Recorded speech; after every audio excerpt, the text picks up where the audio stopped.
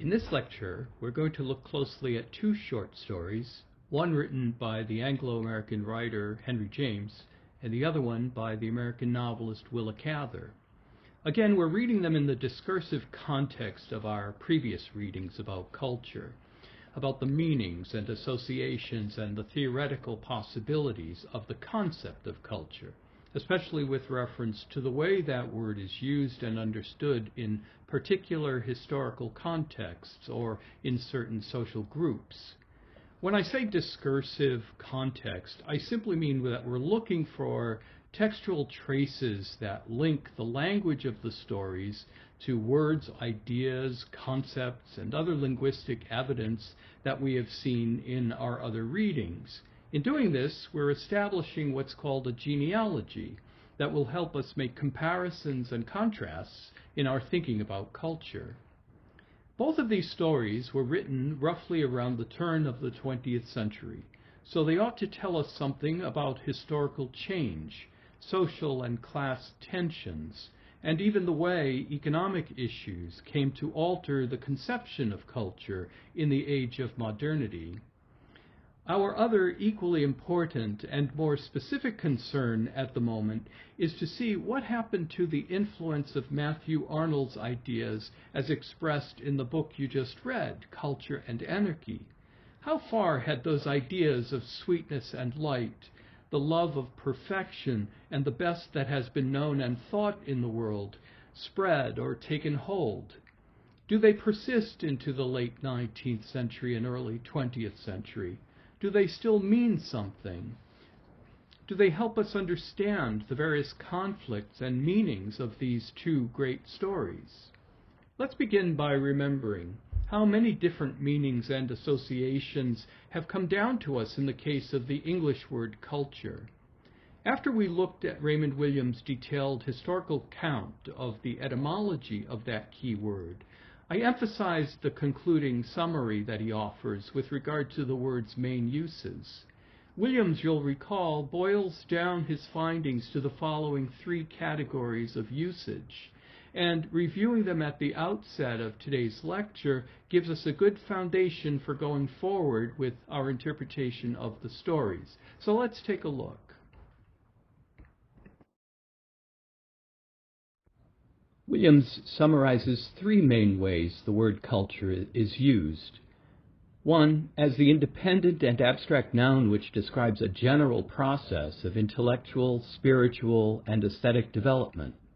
Secondly, as the independent noun, whether used generally or specifically, which indicates a particular way of life, whether of a people, a period, or a group. And third, as the independent and abstract noun which describes the works and practices of intellectual and especially artistic activity. This definition is the one in most widespread use, and it includes things like music, literature, painting, theater, film, sculpture, and institutions such as art museums, orchestra halls, and other venues for the exhibition or performance of high art. Now, from these general categories, I think you might agree that the first one and the third one appear to lend themselves best to our consideration of the Henry James story called Brooksmith, with which we'll begin.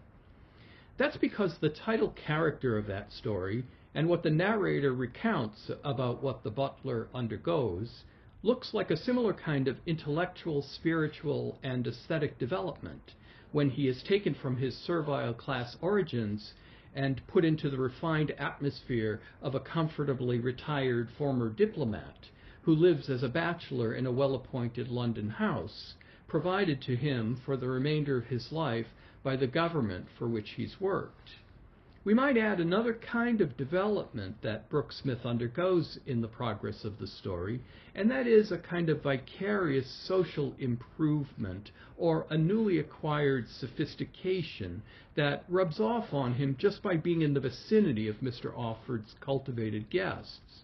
When Oliver Offord's health begins to deteriorate and he finally dies, however, Brooksmith is left to secure a new position as a servant, knowing all the while that it is highly unlikely that he will be able to reproduce the unusual degree of friendship and level of intimacy that he's known under his previous employer. In addition, he will no longer have access to the refined society of his betters, to which he has become accustomed, even though his role in that society was largely silent and of unequal social status. Remember how important it is that Brooksmith has society in the first place, that he has social relations in the first place. It's almost a kind of innate part of his character to long for that and to thrive within it. And when it's taken away, that's a very important sign of his subsequent deterioration as a person. The character Brooksmith has gotten used to the atmosphere of polite talk, a kind of conversational style that contrasts starkly to the language spoken by his elderly, impoverished aunt, for example, whom the narrator encounters when she indirectly seeks out financial assistance from him near the end of the story. A large part of Brooksmith's anxiety about having lost his position with Mr. Offord derives from the way he has conceived of his service as a fortunate education, one that his new circumstances will no doubt bring to an abrupt end. But of what kind of education does his experience at Mr. Offord's finally consist? Well, we know this from what the narrator is able to tell us. At Mr. Offord's salons, Brooksmith picks up interesting anecdotes from a world he doesn't know, and to which he does not belong. He eavesdrops in order to overhear stories and gossip about famous figures, vaguely risque and unrepeatable tales of certain decadent people. Casual political talk, perhaps, which would make sense given Mr. Offord's former position as a diplomat. And in addition, living so closely with a lonely cosmopolitan bachelor, Brooksmith has even picked up a little French, the favored language of diplomacy with which Offord sprinkles his conversations. In some ways, Brooksmith might be said to have been drifting in the current of thought and art, literature and new ideas, exposing and opening himself to a version of culture in the way Matthew Arnold sometimes describes it, both in his essay The Function of Criticism at the Present Time and in parts of his book Culture and Anarchy.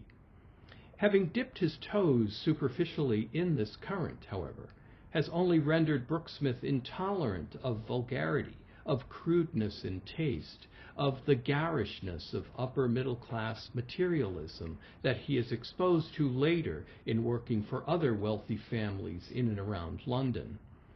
As a result, whatever self-development or culture the butler has attained begins quickly to unravel and do him little social, personal, or economic good. This is the central mystery of the story, especially in light of what we know about the firmness of Matthew Arnold's convictions about the value of culture. Brooksmith becomes deeply depressed and ill, and he goes back to living in the squalid conditions of his lower working-class neighborhood with his elderly and ailing mother. His love of society, of refinement, of manners, has only led to suicidal despair, leaving us, as I said, with one of the story's most disturbing questions about the value of culture. As the narrator asks, it was indeed an education, but to what was this sensitive young man of 35 of the servile class being educated? There's another category of culture that seems equally relevant to the story, which has to do with how that word describes the works and practices of intellectual and especially artistic activity, like music, painting, literature, etc. The story is full of references and allusions to cultural artifacts and cultural producers of this kind. The allusion to Arcadia, a standard trope of painting and literature, for instance. The dropping of literary names like the poet Lord Byron, the French philosopher Voltaire, the essayist Montaigne, and the French literary critic Saint-Simon. We see this same sprinkling of cultural references and artistic objects in Willa Cather's story, Paul's Case. One question we might ask about these high cultural references in both stories is how they function in the text, why they are there, and what their relationship is to the story that we're reading. Using such references is, after all, a kind of shorthand on the part of the writer, conveying a certain degree of cultural knowledge, to be sure, but also extracting from these references amplified meanings that the language of the story alone might not be able to fit into its own small compass. Using such references depends, of course, on who the author thinks their reader is, and what that reader is likely to know about. In other words, is the reader cultured or not? Does the use of such allusions assume a culturally literate readership? Or are the references there mostly to create a particular atmosphere of place, a level of society, or a time frame for the story? In some ways, the authors of these stories may be self-consciously invoking other works of literature against which their own work is to be judged and understood by the reader. In many cases, all of these possibilities are there simultaneously, woven into the fabric of the text. Underlying the various meanings of culture that I just described is perhaps the oldest association of all, by which I mean using the word as what Williams calls a noun of process.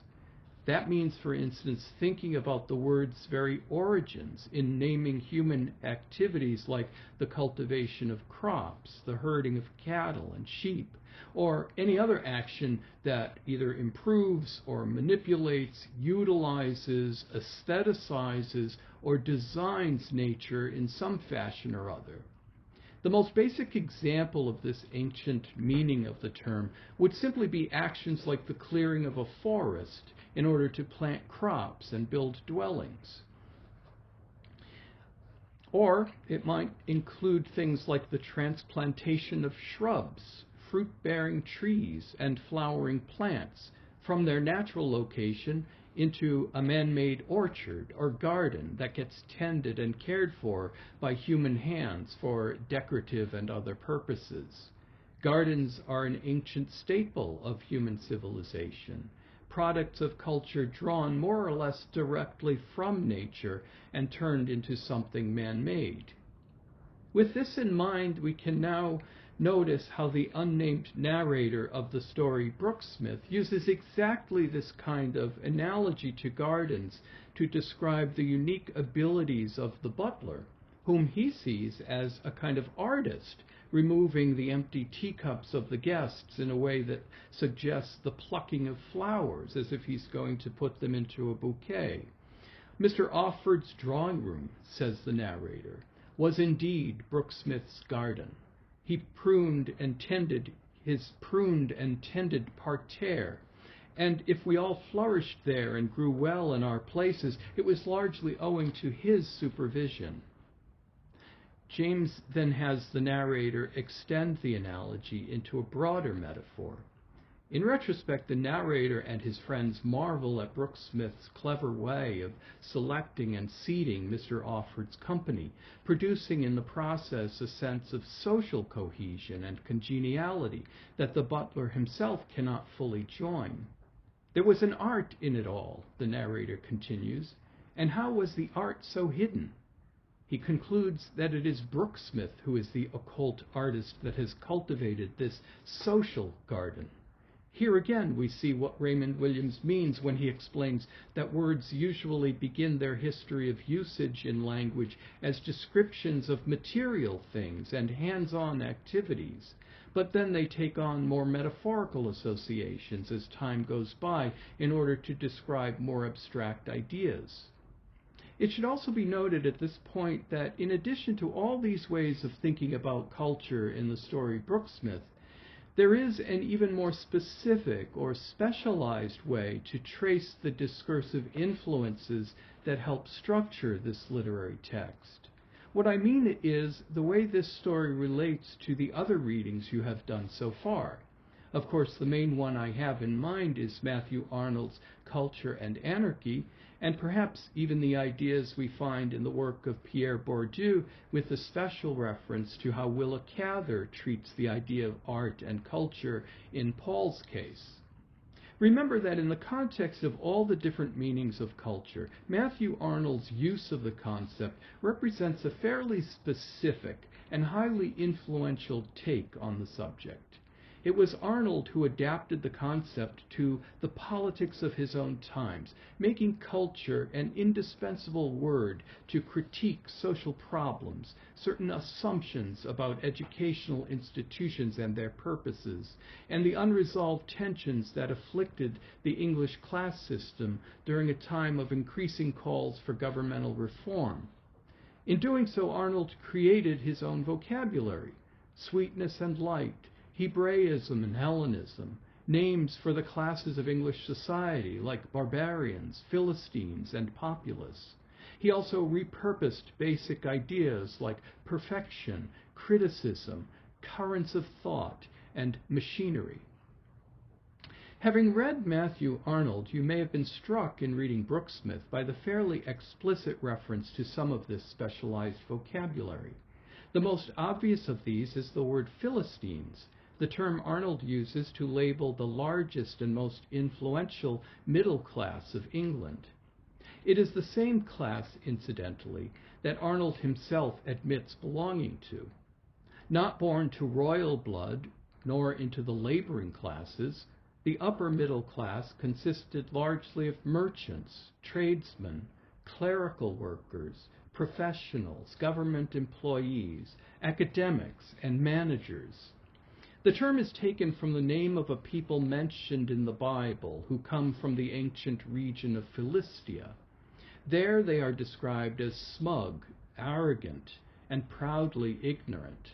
In Arnold's adaptation of this biblical term, to be a Philistine means to be indifferent to artistic or cultural values in favor of material possessions and the accumulation of money as a means to higher social status.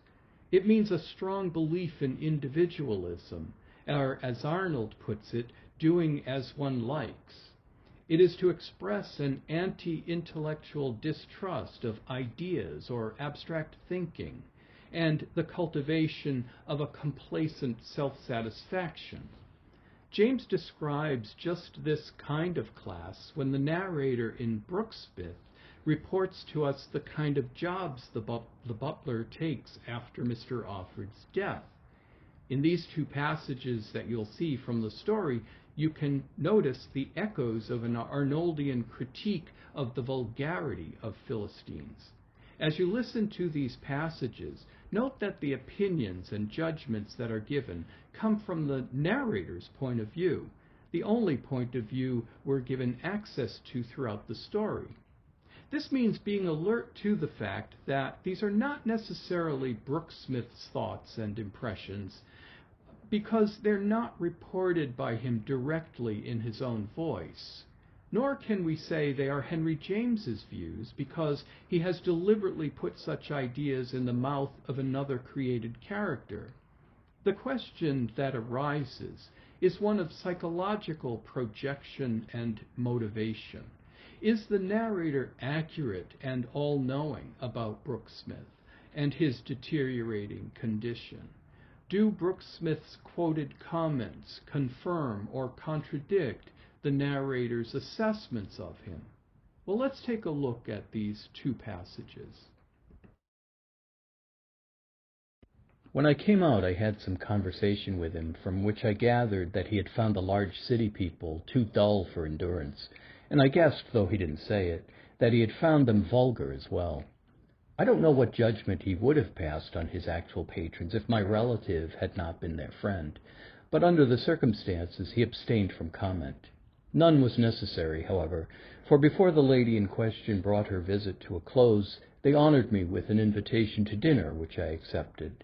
There was a largish party on the occasion, but I confess I thought of Brooksmith rather more than of the seated company. They required no depth of attention. They were all referable to usual, irredeemable, inevitable types. It was a world of cheerful commonplace and conscious gentility and prosperous density, a full-fed, material, insular world, a world of hideous florid plate and ponderous order and thin conversation. There was not a word said of Byron. I saw with dismay that if I had not known him, I should have taken him on the showing of his countenance for an extravagant illustration of irresponsive, servile gloom. I said to myself that he had become a reactionary, gone over to the Philistines, thrown himself into religion, the religion of his place, like a foreign lady sur le retour. I divined, moreover, that he was only engaged for the evening. He had become a mere waiter, had joined a band of the white-waistcoated who go out. There was something pathetic in this fact, and it was a terrible vulgarization of Brooksmith. It was the mercenary prose of butlerhood. He had given up the struggle for the poetry. Now, it's not entirely clear whether Henry James actually read Arnold or was thinking about Matthew Arnold's work at the point at which he was writing this story, but it's highly likely that he knew as much about him and his work as any intellectual would have at the time. Arnold was very influential and was even an acquaintance and guest of Henry James's father on several occasions in which the young James was present. We have letters from Henry describing these visits.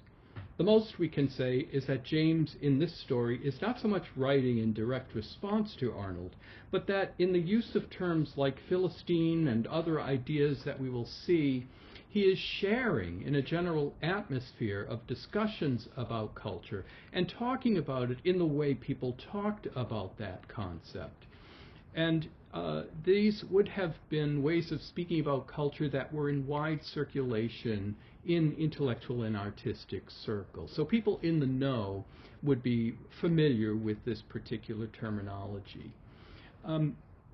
In addition, though, to the specific reference to Philistines, there are far more subtle correspondences in the story that link its text to Arnoldian concepts.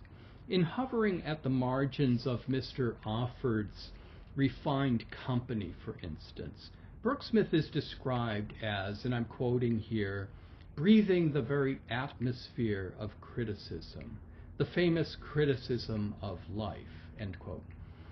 Now that should bring us back to Arnold's central claims in the function of criticism at the present time, where the imagery and the idea is pretty much the same.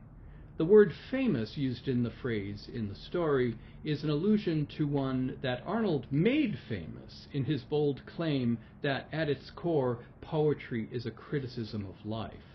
Clearly, it is the narrator who thinks of Mr. Offord's salons as versions of the ideal that Arnold has in mind for producing currents of fresh thought through intelligent conversation among enlightened and open-minded people who have been carefully selected to represent balance and harmony.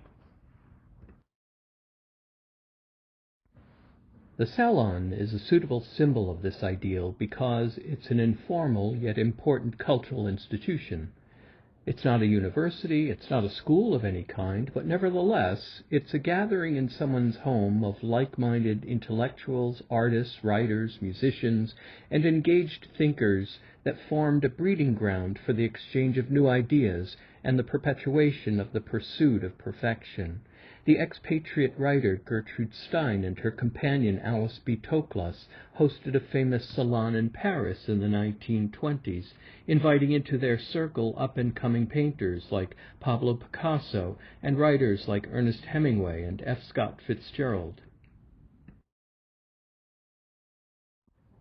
Salons go back to the 18th century and were more common on the European continent than they were in England. They were usually arranged and hosted by women of the upper classes, which makes sense because such gatherings supplied a much-needed intellectual stimulation for those who were legally barred from an all-male university education.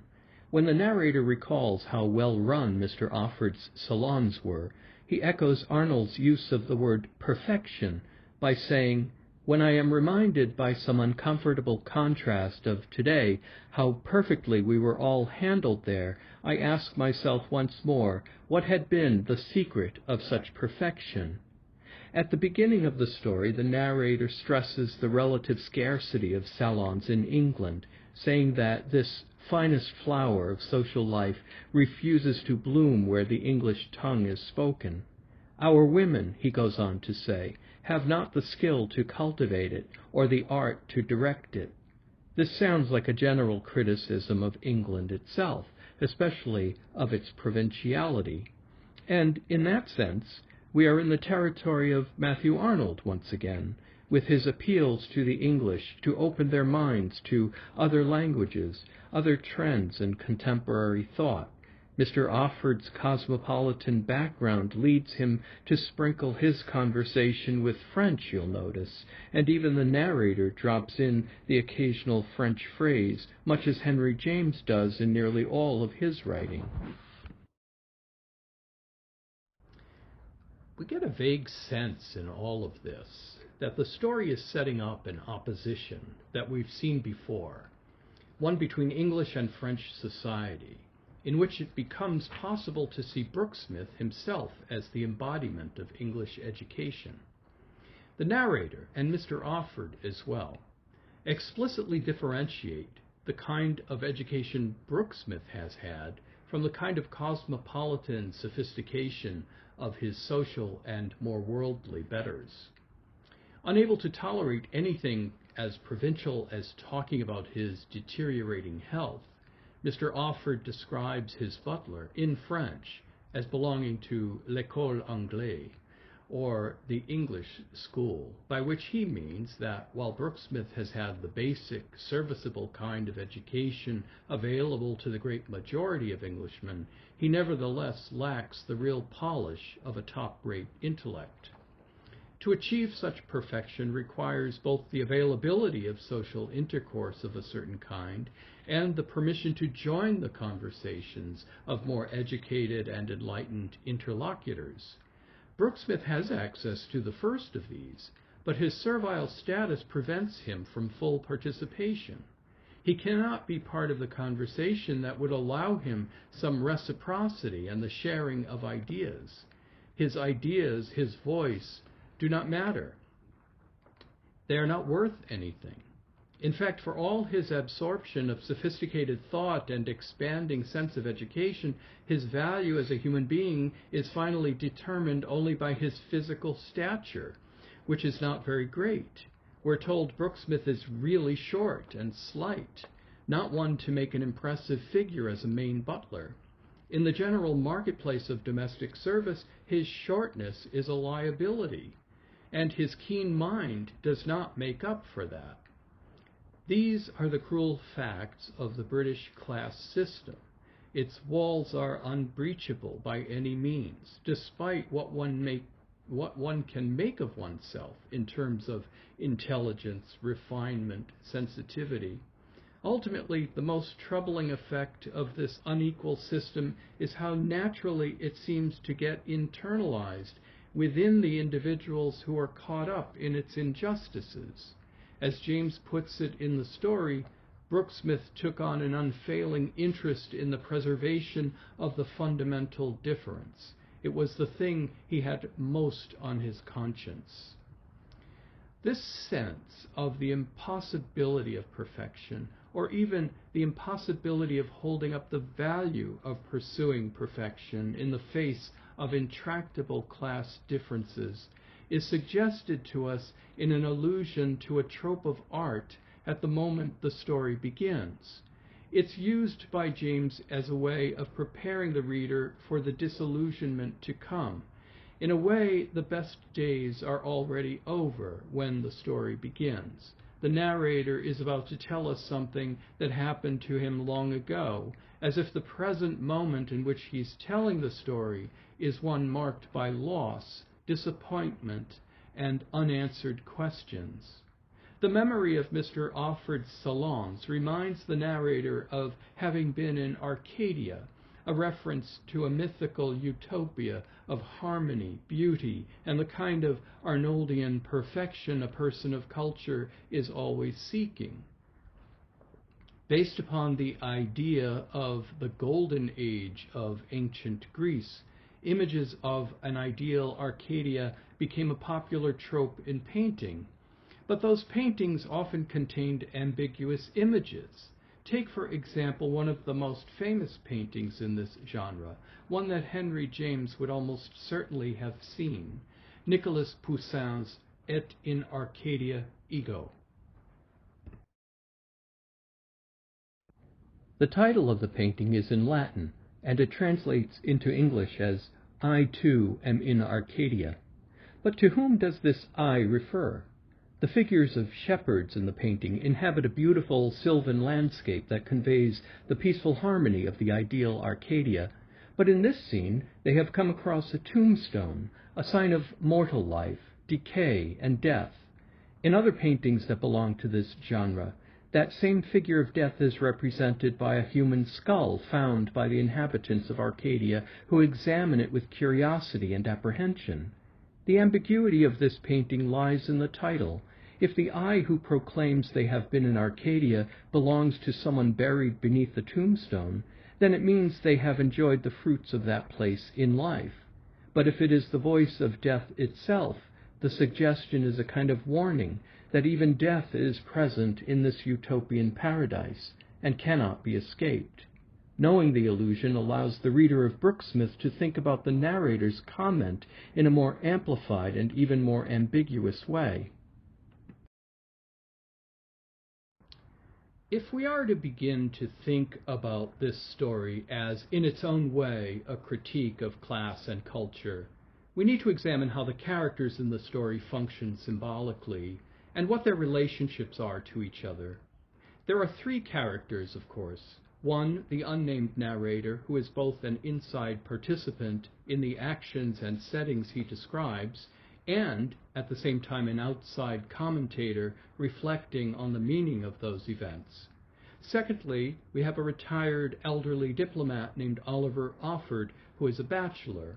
And three, his manservant named Brooksmith. There is a hierarchy here, with Offord occupying the highest position with regard to social status, age, and wealth. He is also the host and central figure of the salon.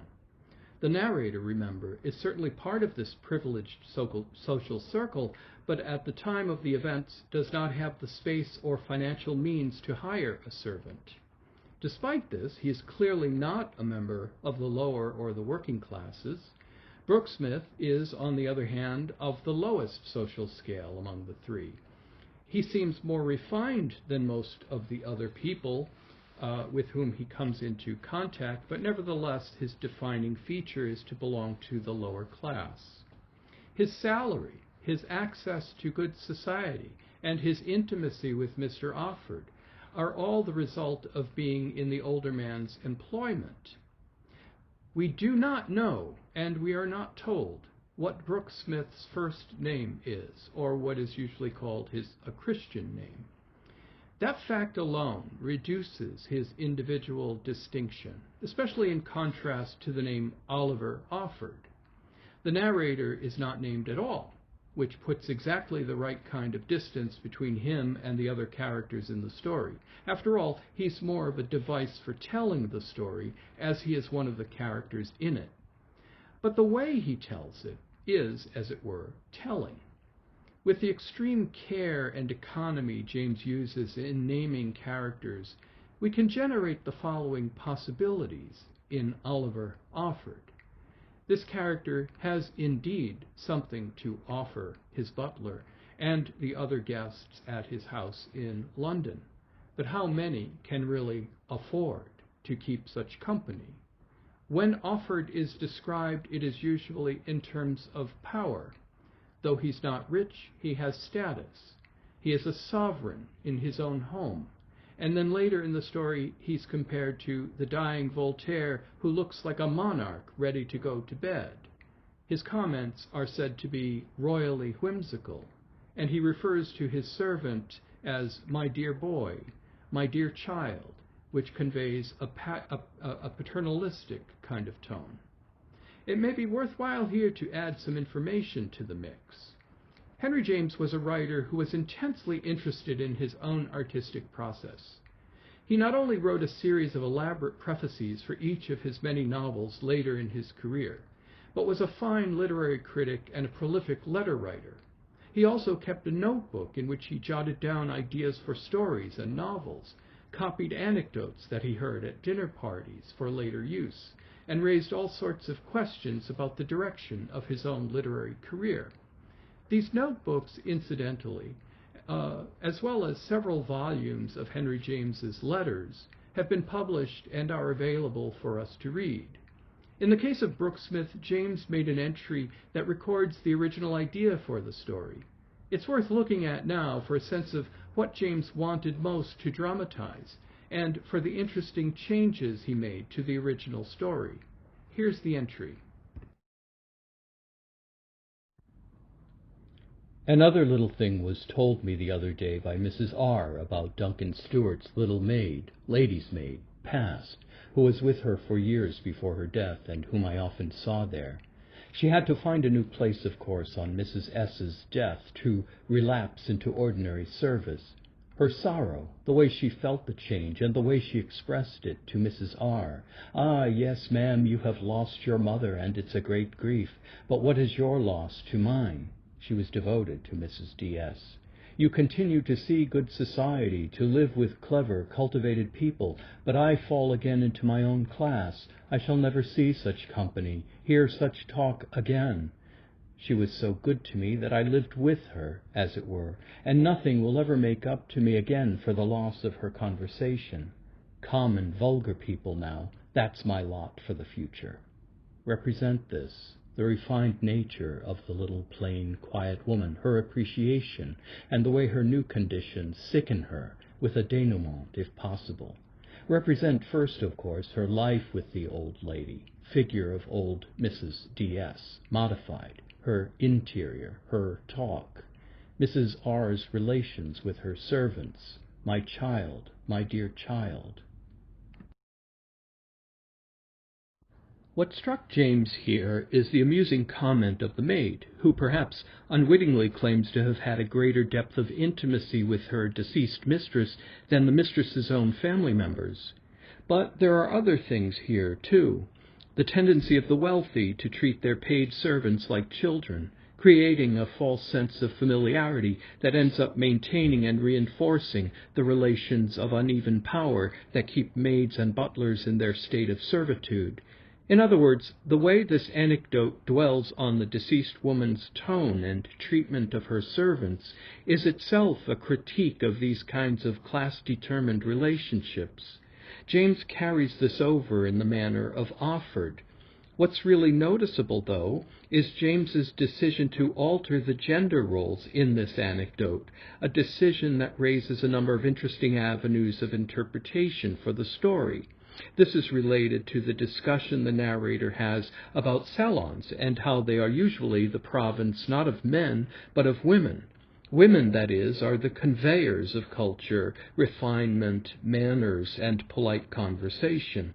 Why, we should wonder, does James give this function over to a man, and to a man who is unmarried? Why is this unmarried man intimate only with another man, his friend and servant Brooksmith? I raise these questions to open a discussion about the relationship between culture and gender, or more pointedly, culture and non-normative gender roles and relationships. To end our consideration of Brooksmith with the question of the relationship between gender and culture, it's appropriate now to take up the discussion of Paul's Case by Willa Cather. Now, I'm going to take a slightly different tact in talking about that story from the one I took in Brooksmith. With Brooksmith, I more or less offered a kind of interpretation that walked you through a fairly methodical analysis of the text, linking it to Matthew Arnold, etc. And I came to certain conclusions about what that meant and what I thought Henry James may have been doing in that story. Now, clearly, that's something you can either agree with or not agree with. It's your prerogative. Everybody reads the story differently. But at least what I tried to do is give a kind of model for what this kind of an analysis would look like, reading a story within a context of another intellectual idea like culture.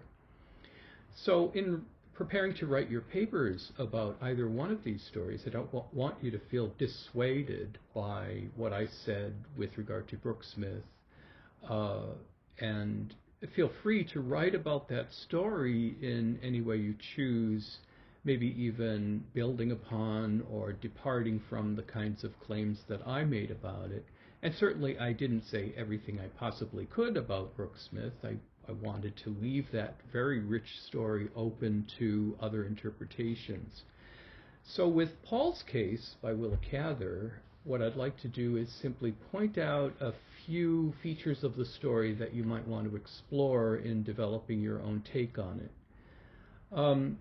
We ended the last part of the lecture by talking about gender and culture, and the figure of Paul then becomes a very interesting one to address this question. Paul is described in late 19th, early 20th century terms that were used as a kind of code to talk about gayness or homosexuality. Clearly, Paul is described as a kind of outsider. He is flamboyant, temperamental, somewhat effeminate, somewhat hysterical at times. And those are, of course, all stereotypes and sort of unfair cliches attributed to a gay child like perhaps Paul is. Of course, we didn't have that language. Cather didn't have that language to describe him at that time, but the implication seems to be moving in that direction. So what I'd like to talk about is what that has to do with Paul's aspirations to living a life of high culture, and whether by high culture Paul understands that the way we've been talking about it through, say, Arnoldian terms or what we see in the story Brooksmith, or whether his ideas of high culture, his love of opera, for instance, is nothing more than a kind of social aspiration with the idea of a lot of money behind it. In other words, is Paul seeking to live the life of a rich person to break out of what is in fact his life as the son of a middle-class man? So there is a sort of commodification or money issue involved in Paul's aspiring to the high arts, to hang around with theater people, for instance, to run away to New York and spend some time in a very elegant suite at the Waldorf, buy himself flowers, take a bath, go out on the town, all of these kinds of things. So the question of whether Paul is really a sort of boy of culture or man of culture to be, instead of just this kind of person who's enamored of richness, wealth, etc., and living that kind of life, is an open question.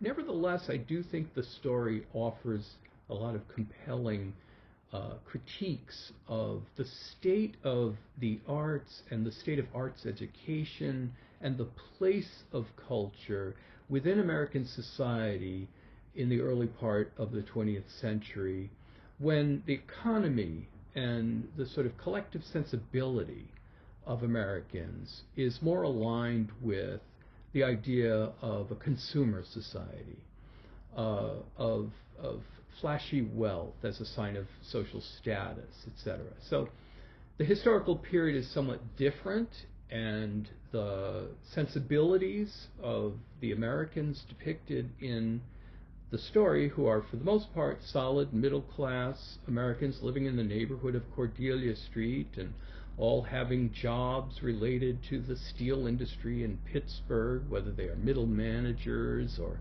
clerks aspiring to rise in their sort of corporate roles, etc. That's the kind of aspiring middle-class society that Paul's sort of been born into.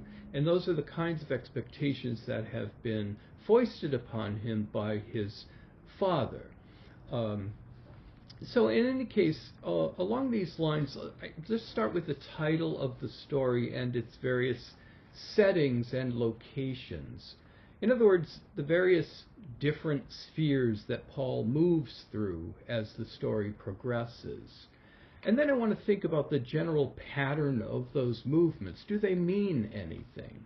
And the associations attached to certain places that Cather depicts in the story, in which she sets Paul in certain circumstances. So for instance, we begin the story with Paul in a schoolroom, and then we have scenes of Paul in his father's house, and then hiding in the basement of his father's house when he comes home too late and can't come up with an excuse for where he's been, and his fear of his father, etc., leads him there. And then Paul inside the theater, both where he works as an usher and his sort of later on hanging out outside of the opera house to see the opera diva that he worships come out after a performance. Then there's Paul in the milieu, as I say, of Cordelia Street, the neighborhood of the normal people, you might say, with large families, sort of celebrating on a Sunday afternoon, and all of the kinds of values associated with that lifestyle and that place. And then Paul in New York City, taking Paul out of his suburban community and placing him within a cosmopolitan setting, a greatly heterogeneous population, where everybody is more or less a kind of stranger, etc. What does that sort of location allow Paul to do? What does it allow him to express? Why does he even seek out such a location, given where he comes from? And you might also say that New York City is a cultural center, right? One of the great cultural centers of the United States, with its opera houses, its theaters, its libraries, its museums, etc., etc. And then Paul in the Waldorf Hotel, a very specific kind of setting within the city of New York. And then finally, Paul, at the end of the story, is out in the snow. And this, of course, is just before he commits suicide by throwing himself in front of a running train. Now, I also want to think about who's telling the story and from what point of view the story is being told. Does the narrator, for instance, sound to you sympathetic about Paul's case, or rather critical and condemnatory of Paul? So one of the great issues in this story has always been, for me anyway, trying to detect where the narrator's affinities lie. And I think that that's a problem of tone in the story. Another important dimension of the story is its historical context, especially as this pertains to the kind of language that's used to describe Paul as a case. Paul is described as, and I'll just pick out a few phrases from the story, peculiarly offensive. Well, why? In what way is he offensive? Who is he offending? He's called a dandy at a certain point in time. He's called suave and smiling inappropriately. And he wears a scandalous red carnation. All of this is sort of code language for something or other that needs to be considered in parsing out the place of Paul within the social environment we find him. And finally, I want us to think about the role of money in the story, the way in which having money is necessary for Paul's escape. And the only way he can get the money to escape to New York is to steal it. It's not like his allowance given to him by his father is going to be enough to sustain what Paul really wants to do. In other words, the money that is hard-earned by the father in his middle-class job is not going to be spent on luxuries of the kind that Paul enjoys. And so there is a question about the funding of one's artistic or cultural aspirations within that mindset of a middle-class father. And then there's the way his father and his father's peers understand what it means to make money, and whether it is to them the primary goal of adult life or not. And, it seems pretty much from the evidence in the story that it is the main goal. And the fact that Paul's adventure is paid for with stolen money is also interesting. Money stolen from Paul's employer, Denny and Carson. Then Paul's father is forced to pay the money back, if you remember, in a sense, indirectly financing his son's extravagant indiscretion. Paul has to become a criminal, in a way, to pursue his fantasy. And so the question of what men should do, what young men should do for a living, earn money, how they spend money, etc., is all part of this complicated character called Paul. Now, to begin also with Cather's choice of title, you may want to know that she gave it a subtitle when it was first published. It doesn't appear sometimes in the title of the story, but the full title is Paul's Case, A Study in Temperament. And temperament means a manner of thinking or behaving or reacting that is characteristic of a specific individual, that is to say, innate, part of their nature. It can also mean the following, though: distinguishing mental and physical characteristics that establish the constitution of a human being, according to medieval physiology that believed in the dominance of one of four humors. And finally, it can mean excessive irritability or sensitiveness. So those are worth thinking about with regard to Paul. And the other main word in the title, of course, that begs for interpretation is how the word case was being used in the early 20th century. So the hardworking members of the stock company, and this is coming right from the story, quote, agreed with the faculty and with his father that Paul's was a bad case. Now, case can mean several things in this context. It can mean an occurrence of disease or disorder. It can mean a question or problem. It can mean a peculiar or eccentric person.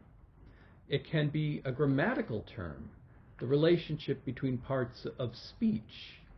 It can mean a frame of a window or a container of some kind.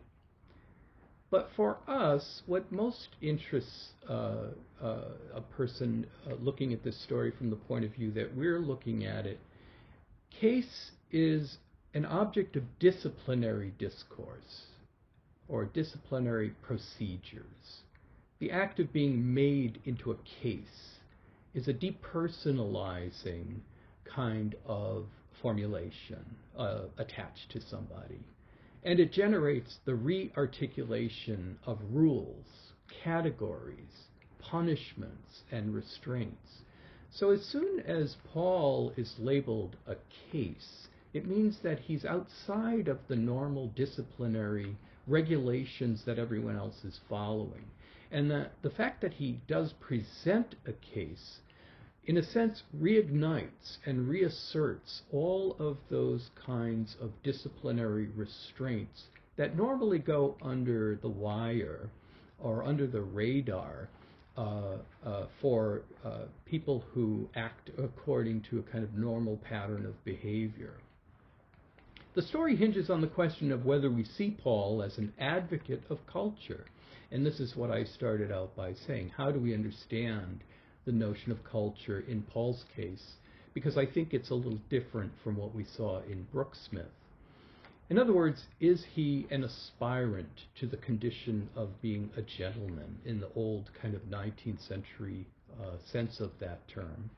Or is he someone who has only a monetary view or a class snobbery about the role of culture in his life?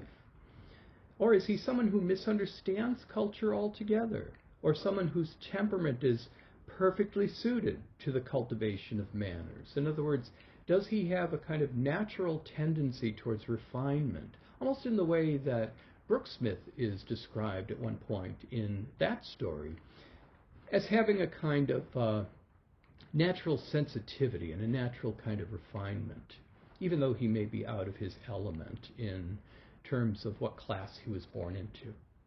And finally, once these questions are sorted out, the treatment that Paul receives from his teachers, from his father, from other ushers he works with, becomes a measure of the relationship between high culture and what we might call middle-class American society's idea of culture. A critique, that is, of America's mistreatment of culture itself, or its avoidance, or denigration of cultural pursuits. In other words, if culture is to be taken seriously in the United States, what might that look like? Would it come at the sacrifice of money-making, of a business-oriented society concerned with individualism, family, and social rising? To say one last thing about Paul as a case is to notice how the disciplinary, condemnatory, judgmental discourse of institutions shuts off ways of speaking about who and what Paul might actually be. So in other words, by this I mean, as soon as the disciplinary powers that be decide that Paul is a case, it sort of limits the way one can understand Paul. In other words, to impose the idea of Paul being an unusual case is to shut off any other possibilities of his being a different kind of human being with a different kind of mode of expression or something like that. It's, again, an attempt to control who he is and to limit the freedom with which he can express himself.